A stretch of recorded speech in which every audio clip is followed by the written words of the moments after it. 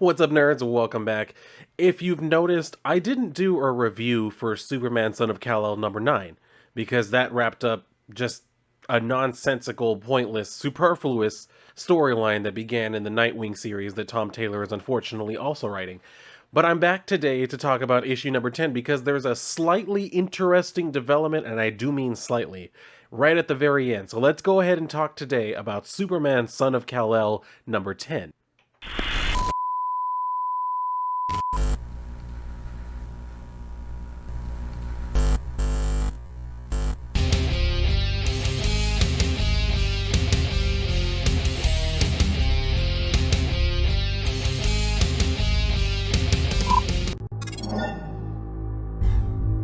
Now, as I mentioned, yes, there was just a pointless crossover with the Nightwing series because, like I said, Tom Taylor happens to be writing that as well. So he decided, let me go ahead and throw both of these together, and it was such a stupid storyline. If you want to go and check it out, it's not that long. Like I said, it was in an issue of Nightwing, and then it wrapped up in issue 9 of Superman Son of Kal-El. So if you really, really want to know what happened in that, go ahead and go read it. But it doesn't really have anything much to do with what's going on here. I'm sure there are some people who would probably disagree, but I don't really care. It's my channel, so I'm going to talk about these comics however the fuck I want. So let's jump right into issue number 10. And we're starting out at the Truth headquarters in Hobbs Bay, where we can see that the whole team is assembled and they're talking about how there's a press conference going on. And they're asking Jay, like, don't you want to cover? And he says, well, no, because, we're here to talk about the truth and the news, and what's going on is not, the truth. It's just lies from Lex Luthor. So that's who's having this press conference or whatever. He welcomes everybody by saying he's speaking today because he loves the city, he loves the country, and he loves the world, and he's afraid for all of them. What happens is he goes on to just kind of like trash John Kent, Superboy, whatever. He's kind of recapping what's happened lately with that whole thing with the giant sea monster and talking about how it killed one of the heroes or whatever. He's saying basically he's the one who invited the Gamoran superheroes to come and show up, and that John Kent allowed one of them to die because he cared more about protecting the monster instead of protecting Metropolis. That's where he's saying, it's time to ask, who does John Kent answer to? What rules apply to him? Who can hold him to account, especially now? And that's where we see John Kent is actually looking at, this whole press conference in the middle of, I don't know, Metropolis's version of Times Square. And he's thinking to himself, saying, everywhere I go, it feels like it's all anyone is talking about. Superman is a killer. It's like it's the only thing happening in the world. And, well, yeah, Superman is one of the most important heroes in the world. So, of course, people are going to be talking about that, and they're going to be discussing this, especially when you don't come out to say anything yourself. Obviously, people are going to run with whatever they want to run with. So he goes on saying, it's not the only thing happening, and accused murderer or not, people still need my help. A storm develops suddenly over the Atlantic, an event known as explosive cyclogenesis. Meteorologists call it a weather bomb. It's not the first to hit Ireland, but this is the most powerful ever seen, damaging winds of over 100 miles per hour. The river Liffey, I don't know how it's actually pronounced, flooded, and moments ago, the spire of Dublin fell. So he sees where it is, crushing this building and everything. And when we go inside, we can see where there are people all huddled together. And for some reason, this father and daughter are huddled seemingly directly in its path. Like, I get it. This thing came out of nowhere. But now that you can see exactly where it is, maybe move where those other people in the background are. That might seem like the safer place to be. Maybe that's just me. Maybe I'm just spitballing ideas and I don't really know how to deal with a situation like this. But that would seem like the most sound advice to me. Maybe get out of the way of the gigantic object that's about to crush you. Maybe that's just me, like I said. So, of course, he goes and he looks at it and he's saying that, moving the spire isn't hard. The problem is the buildings might collapse if he tries to shift it. So he cuts his way into the building and we have this shot of him looking pretty evil, not gonna lie. So the father tells his daughter to get behind him and he comes in trying to calm them down, and he gets cut off as he's saying, he says, we know exactly what you are, because he's referring to the whole, you're a murderer thing. Apparently that wounds him as he says, ouch. And then he says, sir, what they're saying isn't true, and I promise I'm only here to help. If that's so, maybe stop talking to them while this thing is still falling down on the building and just get to, taking the damn thing off. It says, the spire's shifting. It's going to bring the ceiling down with it. Like I just said, then deal with it. he sees that there's a bunch of like chunks of the ceiling falling down, so he stops to destroy those before it can hurt anybody, which of course freaks everyone out. And then he catches the actual spire and starts to pick it up. He says, I understand you're just being protective of his daughter, basically, and tells them, everybody needs to leave, but not before the daughter says, I believe in you. He's like, great, then put in a good word for me with your dad, because he's kind of a dick. Anyway, he flies. He didn't really say that, but that's basically what I interpreted. He flies away with it, and then we go back over to Bloodhaven, where Dick Grayson is there with Barbara Gordon. She's on her computer, and he's asking her, like, do you have, like, him? Do you have him on, like, comms or whatever? She says, yeah, I got him. So he starts talking to John Kent over this little, like, communication device that I'm assuming he just always happens to be wearing in his ear, unless it happens to be implanted in him in some way. But he says, it's Nightwing, what are you up to? And then when he tells him, I'm carrying the giant long steel spike. So he says, that's unexpected. And John says, yeah, it probably looks like I'm getting ready to joust with a giant. So Dick asks him, how are you doing? And he says that he just tried to save some people who are basically more scared of him than they are of being, crushed to death. And he's like, well, it kind of comes with the territory. At some point, every hero is wrongly accused of murdering someone. It's a rite of passage, basically. So he says Lex Luthor is giving a speech, and John tells him, I know, I can hear it because, super hearing. So he tells him that, and then Dick says, well, you should probably watch it, John. And then we get a little bit more of the speech where Lex is saying, there are too many concerning questions about John Kent. Too few answers. It's time for this Superman to leave Metropolis. So Dick just tells him, trust me, you're going to want to see this. And then Lex is saying, how can we possibly trust the motivations of the son of an alien? And he gets cut off because Lois is there saying, and a what, Lex? What were you about to call me? They're trying to tell everybody, step back and everything. And then he says, it's all right, Mercy. Lois Lane, does Superman need to send his mother to defend him? She's like, look, he's where he needs to be right now, where people need him. He has far more important things to do than acknowledge the lies of a small man who has to stand in front of a big building. My son saw a device in the man's head. It detonated. So this is where, because that is the one tie into this whole thing. I forgot to mention that earlier. That's the one tie into what happened before. And in the end of that, Nightwing crossover or whatever, they saw one of the heroes basically explode in front of him because they decided to pull a whole like Suicide Squad thing and detonate an explosive that was in the base of his skull or something like that. And that's what killed him. And it's just kind of been scarring John ever since then. And now it's come back to haunt him. So we go back over to the team at the Truth, where they're just like surprised, and Jay is asking, what is it? And the girl's saying, we need to talk after this, Jay. And he asks why, and that's when they tell him, well, we all had, explosives in our heads too. So this is kind of important to us. Anyway, Lex is asking her, did anyone else see this device in this man's head detonate? And she says, yes, another superhero was with him that night. Nightwing was a witness. He's spoken on the record. So he just says, oh, okay, so we're going to believe the word of a masked vigilante known to terrorize the police force of Bloodhaven. She says, no, you know what? I actually thought maybe we would, rely on your word instead, as she starts to reach into her bag. And then she pulls out this golden rope, which, obviously, we all know what that would imply. She tells him, go ahead, speak your truth. And then the team at the Truth headquarters are like, oh my God, is that Wonder Woman's lasso of truth? And Jane confirms, yeah, that's what it is. So they say, I think Lois Lane is my new hero. Who's she reporting for? And Jay says, I think for us? So they're just like, what? And he says, seriously, Lois Lane is working for the Truth. So we see where she's saying, if you have nothing to hide, then I'm sure you won't mind answering some questions in front of the world, Luthor. We can start simple. Just reach out and tell me, is President Bendix trying to frame my son for murder? I'm not willing to play along with this little stunt of yours, Miss Lane, he says. And then he just starts walking away as she says, you're leaving? This isn't a good look, Lex. So she just goes up to the podium and says, well, I guess this is mine now. Are there any other questions you'd like me to answer far too honestly? As the bodyguards, like the super bodyguards, come up and like grab her by the wrist saying, you've overstepped and all that shit.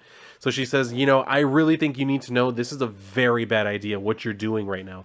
And yes, that is proven when all of a sudden John just shows up. He shows up looking and pretending to be a badass as he grabs this dude by the wrist. And he says, if you want to try something, I will quite happily embarrass both of you in front of all these cameras. So Lois just calms him down saying, look, we've made our point here. Let's not make this any worse. Let's go ahead and go. So that's when we go back over to where they're at home and Jay's kind of sitting there just kind of stunned and in awe of everything that happened. And that's when Lois pulls out, the golden rope that she had. And he's asking, well, don't you have to give it back? She says, no. So he's confused even more. She says, it's just some rope I painted gold.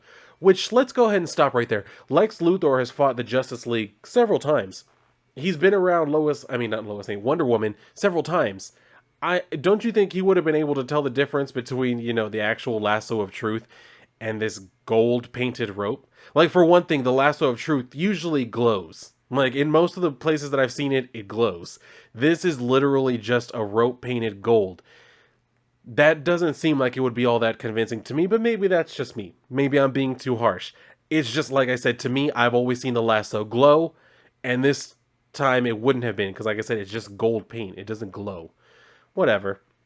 So he's saying, like, well, but you said, she says, well, what did I say? He says, well, you never said anything. You never claimed it was the lasso of truth, because I guess we're in court now, and she would have been lying under oath.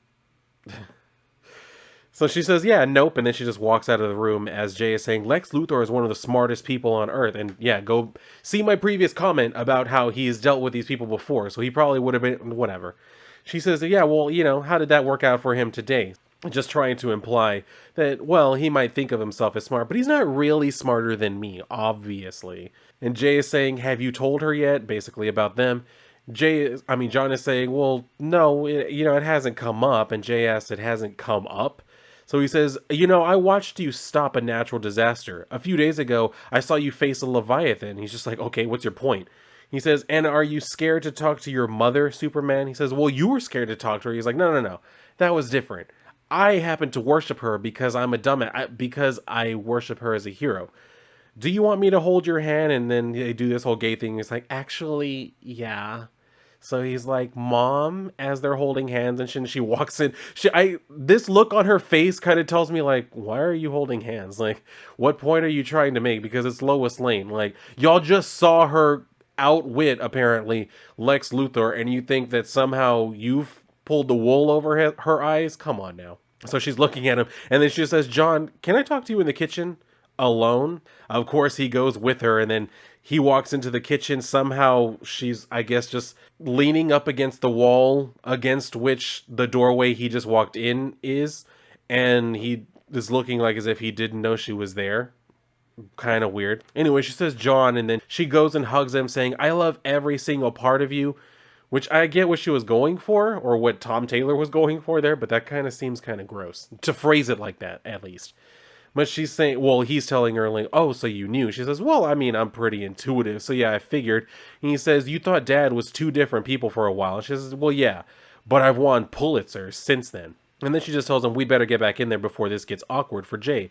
They walk into the room, and Jay says, oh, so she already knew. He says, she suspected. He's like, well, duh, she's Lois Lane. And then all of a sudden there's a voice that says, I'm sorry to interrupt. And they all look very surprised to see, oh, shit, it's Batman. So Lois is telling him, you're not supposed to just show up in our house. He says, yeah, I know, I'm sorry, but I couldn't risk being seen. So John is asking, well, I didn't see you. I didn't hear you. How did you happen to come in? And Lois says, well, he's Batman. And then for some reason, John, who's known Batman since he was a child, is saying, there is no way that that's a satisfactory answer to that. Again, you've known him since you were a child, since you were a literal child. You know what Batman's about, so why are you actually that surprised? If he could sneak up on your dad, why are you surprised he could sneak up on your inexperienced ass? But Batman is telling him the Gamoran ambassador refused to speak. President Bendix scares him more than I do. But with what took place today, the Justice League can't promise your safety here any longer. I'm sorry, Lois. It's time. And she just tells him, that's okay, my bags are already packed. John is confused, asking, where are we going? He says, to a Justice League safe house. Your grandparents are already there. And he asks, why? Lois says, because you angered a corrupt, powerful, and violent head of state. And then I embarrassed Lex Luthor. The only thing Lex hates more than Superman is being publicly humiliated. So Batman gives them this card. He says, they know where you live. If Luthor and Bendix are working together, they will try to silence you or hurt you to get to John. Collect what you need, meet me at this location. Just the two of you. And John tries to tell him, like, well, Jay is, welcome to come too. He says, just the two of you. And that's when Jay is like, oh, hey, it's okay. Don't even worry about it. You'll be fine. And you'll have to be the one to come and visit. Plus, I'll see you at work. They show up to this location, and John is again asking, where are we going? But Batman says he's not going to mention that here. And then as they're climbing up, John says, but, Jay could have come with us. I know you don't know him. He says, I know who he is. I know where he's come from and I know who he's working for. You cannot trust Jay Nakamura. So of course John is looking all surprised. Lois just looks concerned, and that's where the issue leaves off for now. So like I said, that is the one slight interesting development, because I already didn't trust this kid. A lot of the shit that he was doing, as far as trying to literally overthrow a head of state, whether he's there by corrupt means or not, that's always a red flag to me, as it should be to anybody. But yeah, apparently that's what we have going on here. So Batman is telling him don't trust him, and then he knows who he's working for. So there are a few different ways that this could possibly go. Either it's going to end up being that, Jay is working for some sort of like revolutionary force in Gamora that are trying to overthrow Bendix because he's a big meanie. Or he's working for some nefarious individual, but he has his own reasons. And it's going to come down to one of those moments where John confronts him and says, I know you're lying to me. And then Jay will apologize saying, I'm so sorry. I shouldn't have lied to you. But this is really important to me. Like, they have my mother and all this shit. Like, I was just trying to get her back and make sure that she's safe. But I never lied about the way that my feelings for you. That's how these things always end up going. When like the gay lover is lying, they're like, well, I lied about that, but I wasn't lying about how I felt about you. So it's more than likely going to go that way. I could still be wrong. I'm willing to go ahead and admit that. I could possibly be wrong, but I'm pretty sure I'm right. So overall, that's all I have to say. I still don't have anything good to say about this series. I really don't. None of this is interesting. None of it is all that good. I'm reading it for the lulz. I'm reading it just because it's easy to make videos like just talking about it and saying, what the hell is Tom Taylor even going for? You know what I mean? It's one of those things that I don't mind making videos just to laugh at it. So that's about all I have to say. Like I said, Batman has been brought into the equation to say, yeah, you shouldn't trust him, which you should have figured that out pretty quickly. Any dude who will just... I mean, we'll go ahead and go over it one more time. Brought you to his apartment, told you to... Well, you came to his apartment. Told you to go ahead and go to sleep. Then you woke up. You were still slightly out of it. He just goes ahead and kisses you. Doesn't confirm that you have the same feelings for him. Just goes and outright kisses you and then kind of ropes you into this whole conspiracy to take down a head of state. Again, I understand. Corrupt head of state. Big meanie. He's evil. All that bullshit. But it's still not okay. It's still not okay. There are ways to go about this type of shit, especially when you're Superman. Like, that's how this works. So, I already didn't trust him. John shouldn't have trusted him because he's been through enough shit at this point that maybe you should have, stopped and thought about it. Maybe that's just me. But, yeah, I don't know. We'll see what ends up happening from this. I have no high hopes from it, like I've always said. But I'll see where it's going to end up going. We'll see just how hilariously bad this train wreck ends up actually being. But yeah, that's enough of my review for this particular issue. So if you have any thoughts about this, definitely make sure to leave them down below for me in the comment section. If you enjoyed the video, make sure you like the video, you're subscribed, and you got the notification bell on and all that stuff. If you want to share the video, go ahead and do it. I do appreciate you. But if you're done here, then go and read a book, not this one. And if not, then I'll see you on my next video.